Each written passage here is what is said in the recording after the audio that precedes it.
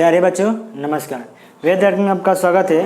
आज हम पढ़ेंगे पाइथागोरस का प्रमेय प्रश्न संख्या 2.2.1 का आगे क्वेश्चन नंबर 7।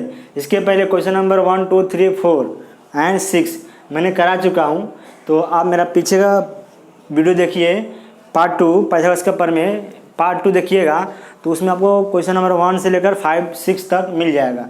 अब हम करेंगे क्वेश्चन नंबर 7, प्रश्न संख्या 2.1 का क्वेश्चन नंबर 7। तो चलिए बिना टाइम वेस्ट हुए हम स्टार्ट करते हैं। देखिए क्या दिया है इसमें। क्वेश्चन 7 ने पूछा है आकृति में कोण DFE, किधर है DFE? DFE 90 अंश का है और FG लंब है ED पर। यदि GD 8 सेंटीमीटर, GD दिया आपका 8 एंड FG 12, तो EG का मान, EG इधर EG का मान और FD किधर है भाई? FD का मान ज्ञात करो। हमको देखिए पहले क्या पूछा है EG किधर है? EG, ठीक है, हमको ये निकालना है। चलिए बिना देखिए, तो जो दत्त में दिया हम वहीं से स्टार्ट करें। दत्त में क्या दिया है? पहले क्या दिया है कि कोण DFE कितना 90 अंश ना। तो चलिए कोण DFE बराबर कितना है? 90 अंश। और क्या दिया है? दिया है रेख FG लंब है किस पर? रेख ED पर, राइट। देखिए ये आपका समकोण त्रिभुज है DFE, और समकोण त्रिभुज में समकोण से शीर्ष बिंदु से एक लंब खींचा गया है, क्या? FG ना। तो यहाँ एक प्रमेय लगेगा जिसका नाम है ज्यामितीय माध्य। याद है आपको? जैसे कोई भी त्रिभुज रहता है, मान लीजिए त्रिभुज है मेरा, तो इसकी और यह लंब है, इस ये क्या मेरा 90 अंश का है। तो 90 अंश के सामने से अगर उसके कर्ण पर खींचा गया शीर्ष लंब 90 का हो, तो ये जो शीर्ष लंब क्या होता है? उसका वर्ग और विकर्ण बने दोनों भुजाओं के लंबाई का गुणनफल के बराबर होता है। मतलब देखिए क्या हो जाएगा, तो इसका स्क्वायर FG का स्क्वायर ये आपका समकोण त्रिभुज होगा DFE, और ED क्या है मेरा? हाइपोटेनियस विकर्ण है। तो विकर्ण का 2 भाग बटा है, एक है EG एक है GD, उसका क्या होगा? गुणनखंड हो जाएगा। मतलब GF का स्क्वायर, तो FG का स्क्वायर बराबर EG गुणे GD। ये क्यों है भाई? ज्यामितीय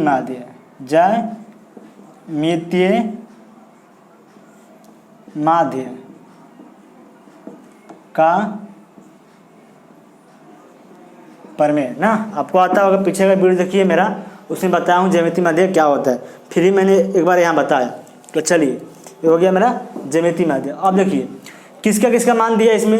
FG का मान दिया है, कितना दिया? 12 का स्क्वायर ना। और EG का मान पूछा हमको निकालना है, तो EG गुणे GD का कितना दिया? 8 दिया है ना। तो हो जाएगा 12 गुणे 12, ये हो जाएगा EG गुणे 8। हमको EG चाहिए, 8 नहीं चाहिए, 8 इधर जाए तो क्या हो जाएगा? पक्षांतर हो जाएगा, तो वो क्या हो जाएगा? भाग में हो जाएगा 8। इस तरह EG हो जाएगा EG। तो ये 4 दूनी 8, 4 12 ना, 4 6 12, सॉरी 2 6 12, कितना होगा? 6 3 18, 6 गुने 3 यानी 18 मिल गया। EG कितना मिला हमको? 18। तो देयरफॉर EG बराबर कितना होगा? 18 इकाई हो जाएगा। कितना हो जाएगा? 18 इकाई। ये मेरा हो गया EG का मान, ठीक है। इसी तरह हम करेंगे दूसरा। देखिए कौन सा पूछा अभी? FD किधर है मेरा? FD ये पूछा है। FD निकालने के लिए देखिए ये आपको समकोण त्रिभुज है कि नहीं? बड़ा वाला ये आपका समकोण त्रिभुज है। देखिए इसका नाम DFE, ये क्या है? 90 अंश से एक कर्ण है। हाँ, यहाँ से यहाँ तक कि 8 था, ये कितना मिला हमको? 18 मिला। EG मिला कि नहीं? 18। टोटल कितना हो गया आपका? 26 हो गया। ये पूरा ये हो गया आपका 18, ये टोटल कितना हो जाएगा आपका? 26 ना, 26, ठीक है। आपका 26। अभी हमको क्या निकालना है? हमको FD पूछा है, तो FD देखिए इधर है। ये जो ये समकोण त्रिभुज दिख रहा है आपको, समकोण त्रिभुज कौन सा त्रिभुज? ऐसा वाला, यहाँ पर समकोण बना है, दिख रहा है आपको यहाँ पर। तो उसमें क्या करेंगे हम? पाइथागोरस का प्रमेय लगाएंगे। तो इसको पहले लिख लीजिए, नहीं चलिए हम यहीं कर देते हैं। देखिए त्रिभुज FGD में कोण FGD कितना है 90 अंश। दिख रहा है कि नहीं दिख रहा आपको? देखिए ऐसा बना है त्रिभुज, इस तरह गया है और ऐसा है और ऐसा, और ये कितना है मेरा 90 का है। यहाँ D है, यहाँ G है, यहाँ F है। तो जब ये 90 का है तो इसके सामने क्या हो जाएगा, कर्ण हो जाएगा। तो लगाते हैं पाइथागोरस इसमें, तो क्या हो जाएगा DF का स्क्वायर बराबर GD का स्क्वायर प्लस GF का स्क्वायर। ऐसा क्यों लगा रहे हैं? क्योंकि देखिए हमको GD मालूम है और GF भी मालूम है, डायरेक्ट हमको DF हमको मिल जाएगा, हमको DF निकालना है, ठीक है। और ये कितना है मेरा GD है मेरे पास 8 का स्क्वायर और GF कितना है 12 का स्क्वायर। तो हो जाएगा मेरा 64 प्लस 144, इसको जोड़ दीजिए 4 4 8, ये हो जाएगा 6 4 10 1 10 0 और ये हो गया 208 DF स्क्वायर कितना होगा 208। अब इसको क्या कीजिएगा, दोनों पक्षों का वर्गमूल लेने पर क्या हो जाएगा, करनी में चला जाएगा, करनी में चला गया। क्या किए, दोनों पक्षों का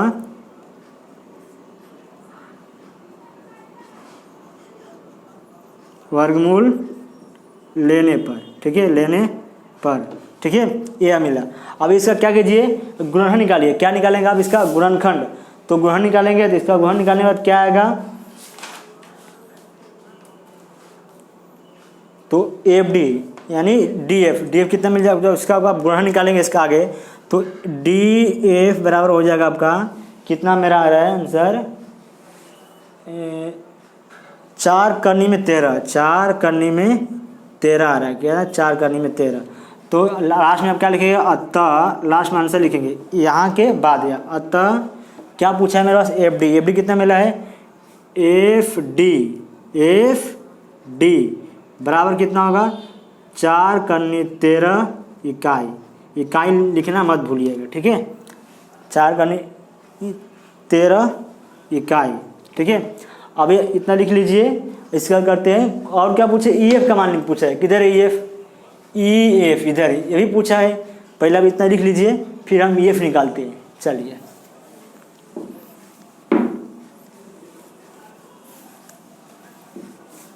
देखिए EF किधर है, EF मेरा EF है, EF निकालना है, ठीक है। आप देखिए EF निकालना कोई बड़ी बात नहीं है, आपके पास ये 18 है, ये GF कितना है 12 है, ये भी समकोण त्रिभुज है।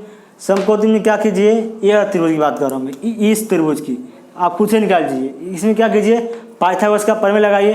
जब पाइथागोरस प्रमेय लगाएंगे तो निकल जाएगा। देखिए त्रिभुज, कौन से त्रिभुज में, EGF में कोण EGF बराबर 90 अंश। तो आप क्या कीजिए, पाइथागोरस का प्रमेय लगाइए। कैसे लगाएं पाइथागोरस का प्रमेय, ये 90 है, इसके सामने क्या हो जाएगा, कर्ण हो जाएगा। तो कौन से होगा, EF का स्क्वायर, ये पूछा हमको, बराबर अन्य दो भुजाओं के लंबाइयों के वर्गों का योगफल। तो GF का स्क्वायर इसका प्लस अन्य भुजा कौन सा होगा आपका, ये GE हो जाएगा, सॉरी, ये GE का स्क्वायर प्लस GF का स्क्वायर। आप इसका मान रख दीजिए, मिल जाएगा। देखिए G कितना 18 का स्क्वायर है, ये 12 का स्क्वायर है। जब इसको हल करेंगे तो लास्ट में आपको आंसर मिलेगा EF बराबर, ये बराबर कितना मिलेगा 6 करनी 13 मिलेगा, 6 करनी 13। आपको EF स्क्वायर मिलेगा 468। इसके बाद क्या करेंगे, दोनों पक्षों का वर्गमूल लेने पर आपको ये मिल जाएगा, दोनों पक्षों का वर्गमूल लेने पर, ठीक है। आप इसको कर लीजिएगा। इसका होगा 324 प्लस 144, इसको जोड़ेंगे तो ये आपका मिल जाएगा। जो सब कर दिया फिर मैंने, कुछ बाकी नहीं रहा। तो आप इसको अच्छे से कीजिए। 7 कुछ था नहीं, पाइथागोरस प्रमेय लगाकर सॉल्व करना था। चलिए अब करते हैं अगला question, question number 8। Question number 8 में दिया है किसी आयत की लंबाई 45 सेंटीमीटर तथा उसकी चौड़ाई दिया है 12 सेंटीमीटर, तो उस आयत के विकर्ण की लंबाई ज्ञात कीजिए। बोला है, क्वेश्चन बोलता हूँ, लिखिए जा। किसी आयत की लंबाई और चौड़ाई दिया है, उसका विकर्ण निकालना है। ठीक है, तो क्वेश्चन नंबर कौन सा है आपका रहेगा? ये 8 रहेगा। क्वेश्चन नंबर 8 देखिए, डायरेक्ट हम हल करते हैं। क्वेश्चन 8 में क्या दिया है? किसी आयत दिया है, तो कोई आयत रहेगा हमारे पास। ठीक है, मान लीजिए ये मेरा आयत है, तो आयत की लंबाई दिया है और उसका चौड़ाई दिया है। ठीक है, मान लीजिए मेरा आयत ले लेता हूँ ABCD। ठीक है, इसके नाम कर दिया ABCD, और इसका एक विकर्ण खींच लेता हूँ। इसकी विकर्ण एक कोई ए ले लीजिए, आप BD भी ले सकते हैं, मैं AC लिया हूँ। आयत है तो आयत के प्रत्येक कोण क्या होते हैं? 90 अंश, और उसकी समभुजा क्या होती है? समभुजाएं स्वांगसम होती है। इसका एक लंबाई दिया है 35 सेंटीमीटर, एंड इसकी चौड़ाई दी है आपका 12 सेंटीमीटर, 12 सेंटीमीटर। तो बोला है इसकी विकर्ण कितना होगा। ठीक है, विकर्ण कितना होगा? चलिए, तो हम करते हैं। देखिए, चतुर्भुज डायरेक्ट करते हैं। चतुर्भुज ABCD एक आयत है, ये क्या है? दत्त, और आयत के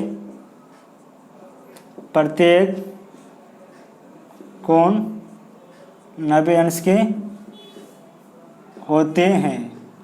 ठीक है, ये आपको दांत में लिखना आएगा कि आयत की लंबाई 45 सेंटीमीटर, उसकी चौड़ाई 12 सेंटीमीटर होते हैं। इसलिए कोण ABC कितना हो जाएगा? 90 अंश। इसलिए त्रिभुज ABC एक समकोण त्रिभुज है ना। और इसमें क्या करेंगे? पाइथागोरस के पहले लगाएंगे, प्रमेय लगाएंगे। देखिए लागे पाइथागोरस का प्रमेय, तो AC का स्क्वायर बराबर AB square plus BC square. आपको ये आयत की लंबाई 45 सेंटीमीटर और चौड़ाई 12 सेंटीमीटर को लिखना है पहले। ठीक है, तो आप उसको खुद से लिखिएगा। तो चतुर्भुज ABCD एक आयत है, उसकी चौड़ाई इतना दिया है, लंबाई इतना दिया है, और आयत के प्रत्येक कोण 90 अंश होते हैं। इसलिए कोण ABC 90 हो गया, इसलिए त्रिभुज ABC एक समकोण त्रिभुज हो गया। इसलिए पाइथागोरस का प्रमेय हमने लगाया। ये क्या है? पाइथागोरस का प्रमेय, पाइथागोरस का प्रमेय। चलिए, AC का मान आपको विकर्ण है वो निकालना हमको।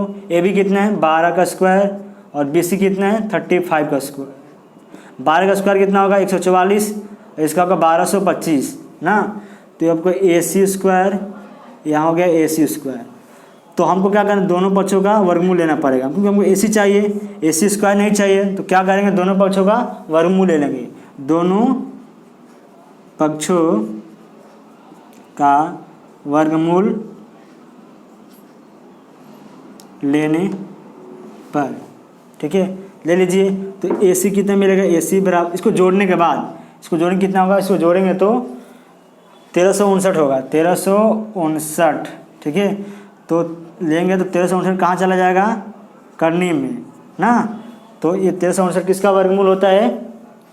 37 का, 37 का। आपको याद होगा, ये होगा। लास्ट में क्या लिखेंगे? अतः, लास्ट में अतः करके आंसर लिखना बहुत ज़रूरी है। तो अतः आयत की विकर्ण की लंबाई कितना हो जाएगी आपका? 37 सेंटीमीटर होगी। पाइथागोरस का चैप्टर है, पाइथागोरस ज़्यादातर यूज होगा इसमें। ठीक है, घबराएगा नहीं। ठीक है, बहुत इजी था, कुछ था नहीं। ऐसा क्वेश्चन आप पहले कर चुके होंगे। ठीक है, अब हम करते हैं क्वेश्चन नंबर 8। Question number 8। चलिए क्वेश्चन नंबर 8 करते हैं। 9 करते हैं। 8 तो अभी कर चुके। क्वेश्चन नंबर, इसको आप लिख लीजिएगा। क्वेश्चन नंबर 8 करते हैं।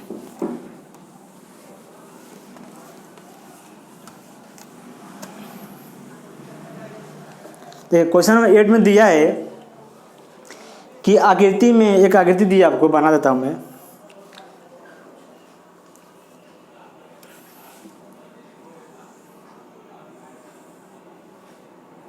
इस तरह का एक आकृति बना है और यहाँ से एक माध्यिका दिया है जिसका एम नाम है और A B C P Q R, P R और क्या क्यू है, और बोला ये माध्यिका है। माध्यिका मतलब मध्य बिंदु हो जाएगी। बोला आकृति में पी एम त्रिभुज की माध्यिका है तथा पी आर क्यू 90 है, तो सिद्ध कीजिए कि पी क्यू। देखिए आकृति में क्वेश्चन लिख देता हूँ। क्वेश्चन नंबर 9 है। क्वेश्चन 9 दिया है आकृति में रेख पीएम या त्रिभुज की माध्यिका है और कोण, यह आपको दिया है 90 अंश। कोण पी आर क्यू बराबर 90 अंश, और तो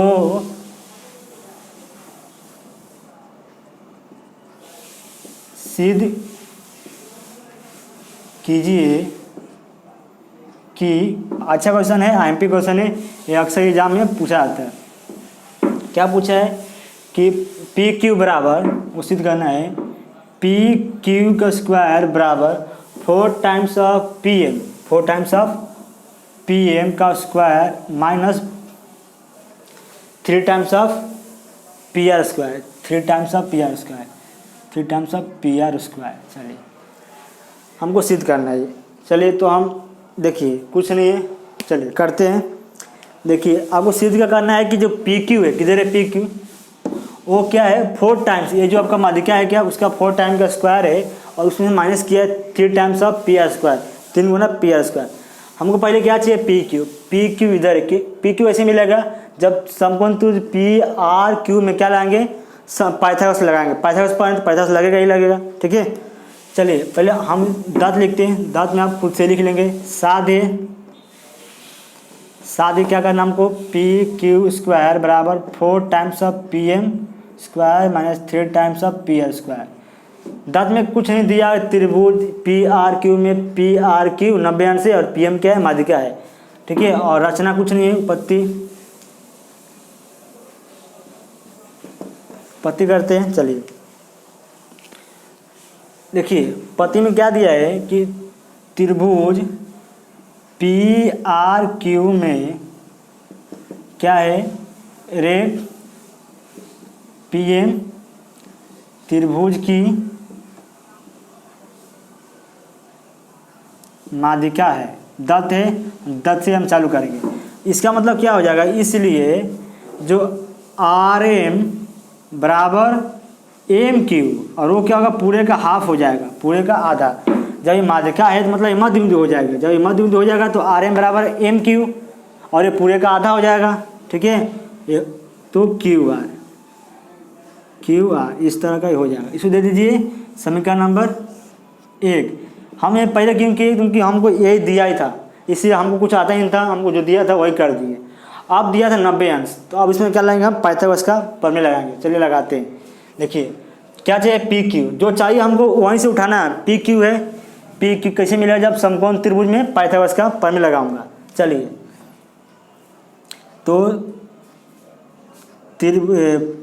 देखिए लगाएं डायरेक्ट, पी क्यू स्क्वायर बराबर क्या है, पी क्यू स्क्वायर बराबर P R square plus R Q square, यानी Q R square, Q R square. क्यों भाई, ये पाइथागोरस प्रमेय, पाइथागोरस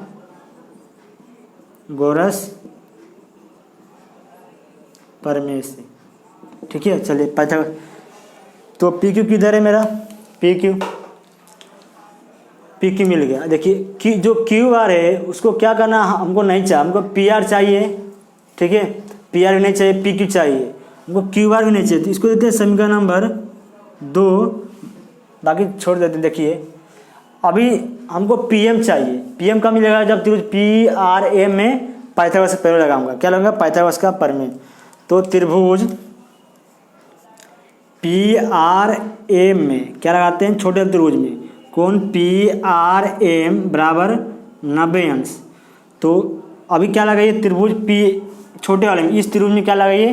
पाइथागोरस का प्रमेय लगाइए। चलिए लगाते हैं। तो क्या मिलेगा? PM का स्क्वायर, PM का स्क्वायर मार्कर नहीं चल रहा है, और PR का स्क्वायर प्लस RM का स्क्वायर। पाइथागोरस प्रमेय लगाने आता होगा ना आपको। देखिए अभी क्या किया, इधर मिला आपको, किधर है? क्या चाह, ये मिल गया। ठीक है, छोड़ देते इतना। अभी देखिए हमको RM PM चाहिए, PQ चाहिए, PR नहीं चाहिए। किधर है PR? इधर है PR। हमको ये PR चाहिए। क्या इसमें चाहिए? PR चाहिए, PM चाहिए, और इसमें RM नहीं चाहिए। तो हम RM क्या करते हैं? हटा देते हैं। कैसे हटाएंगे RM को? देखिए तो PM स्क्वायर बराबर PR का स्क्वायर। RM को कैसे हटाएंगे? RM को, RM की जगह पर मैं क्या, RM है, RM की जगह पर क्या लिख सकता हूँ? Half of QR square. तो हाफ ऑफ QR स्क्वायर का इसका वर्ग हो जाएगा ना। RM को क्या किया? मैं इसको हटा दिया, इसकी जगह पे क्या लिखा मैं? ये वाला पार्ट लिख दिया। तो क्या मिला मेरे को? मेरे को मिल गया PM स्क्वायर बराबर PR square plus 1/4 QR square. यही मिला मेरे को QR। अभी क्या कीजिए? दोनों सभी पक्ष में 4 से गुना करेंगे। अब 4 से गुना करेंगे तो 4 गुने PM, हमको 4 नहीं चाहिए, हमको PM स्क्वायर प्लस बराबर 4 PR स्क्वायर। जब ऊपर 4 करेंगे, नीचे 4 तो ऑलरेडी था, गुना कर रहे हैं, गुने QR स्क्वायर। तो ये कट जाएगा आपका। ठीक है, तो क्या मिला मुझे? 4 टाइम्स ऑफ PM स्क्वायर बराबर 4 PR square plus QR square. ये मिला आपको। ठीक है, क्या हमारा जो हमको चाहिए वो मिला? क्या हमको नहीं मिला? तो अभी क्या करना पड़ेगा? देखिए PM मिला हमको 4 टाइम्स, अभी PQ चाहिए हमको। क्या PM में से -3 घटाया करेंगे। देखिए तो हमको 4 टाइम्स ऑफ PA मिल गया है ना। क्या चाहिए हमको? उदाहरण में 4 times of PA -3 times of PA। हमको तो यहाँ 3 चाहिए, हमारे पास कितना? 4 है, यहाँ PR है।